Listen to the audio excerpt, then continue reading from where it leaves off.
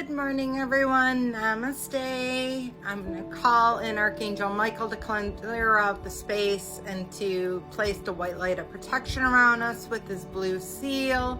And I'm also going to call in Nikola Tesla because I'm going to read more out of his invention, my invention, the Autobiography of Nikola Tesla. And he's talking about kind of like his family and home life at this point. States anything that I did was credible merely caused by my parents to feel their loss more keenly. So I grew up with little confidence in myself, but I was far from being considered a stupid boy. If I am to judge from an incident of which I have still strong remembrance.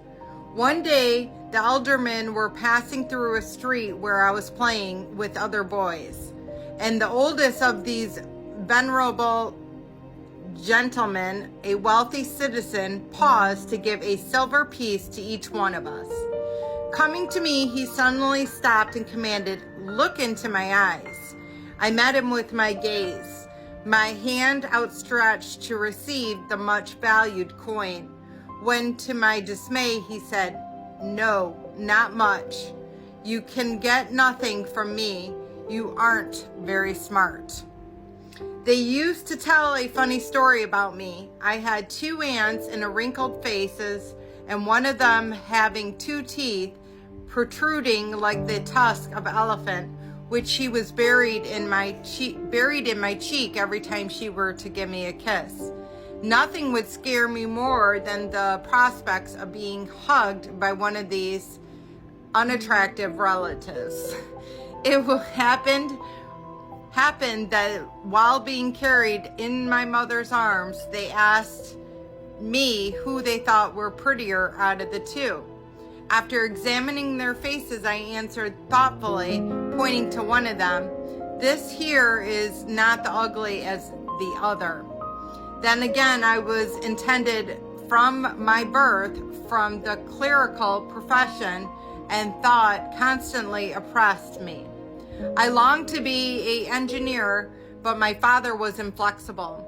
He was the son of an officer who served in the army of great Napoleon in a common with his brother, professor of mathematics and prominent in intuition, and had received military education, but singularly enough later embraced the clergy, in which vocation he achieved eminence. He was very a shrewd man, a veritable natural philosopher, poet, and writer, and his sermons were said to be eloquent as those as Abraham Sancta Clara. He had a great memory, with frequently recited at length from works of several different languages. He remarked playfully that his classics were lost and he could restore them. His style of writing was much admired. He penned sentences short and terse and was full of wit and satire. The humorous remarks that he made were always peculiar and characteristic. Just to illustrate, I may mention one or two instances. I'm going to pass through some of that. It says, although I must trace my mother's influence, whatever inventiveness I possess, the training he gave me must have been helpful.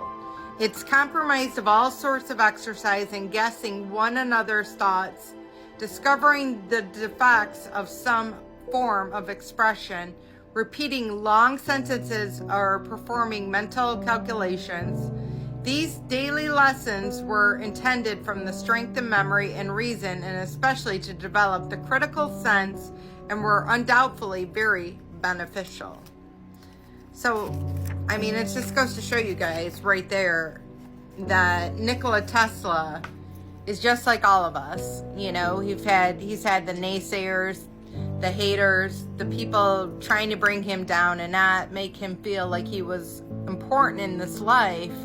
And he had a father that was very highly smart, so he did a lot of comparison as well as to his brother.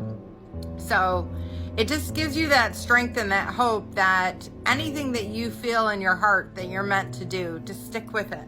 Because if Nikola Tesla would have listened to everybody out there, he wouldn't have been where he is. So just keep going. Love y'all. Namaste.